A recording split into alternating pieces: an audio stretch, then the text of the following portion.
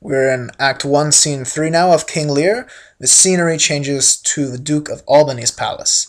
So Albany is one of the two dukes who was given Lear's power in the beginning of the scene. The other duke is Cornwall. Albany is married to Goneril, the eldest daughter. This is the one who spoke first in Lear's love test, who said, "Dearer than eyesight, yada yada." And so Goneril in this scene is speaking to Oswald, who is basically her servant, but he's sort of the lapdog of evil. He's the henchman, so to speak.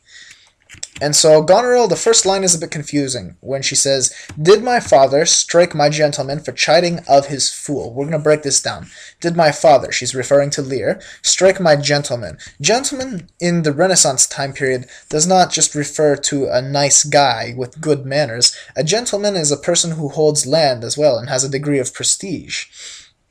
The last bit, for the chiding of his fool. His fool is talking about the court jester, sort of, that follows Lear around with his 100 knights and in this train, sort of, so to speak. And so Lear is just about to come back from a hunting trip, and Goneril is telling Oswald to be as rude to him as possible.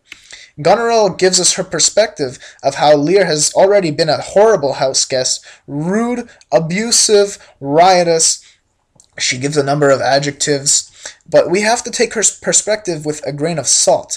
And later on, in one of the next scenes, when we get Lear's perspective on the situation, we have to take his perspective with a grain of salt as well. That's the disadvantage, sort of, because we have character bias in Shakespeare. So as the audience, if we want to get an accurate picture, we have to sort of merge the two and use our own judgment to see what exactly the relationship is between the retired king and Goneril's household here.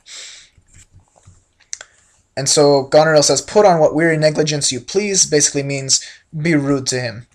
And she also touches on this fact that old fools are babes once again, which basically means it draws a connection between old people who can barely take care of themselves, and sometimes you hear old people wear diapers. Well, babies wear diapers as well. So she's saying, you know, the daughters now, Regan, Goneril, and not Cordelia because she's banished, but Regan and Goneril are going to have to be the men of the households now, kind of, and Lear is going to be like a baby. So they're going to discipline him, more or less.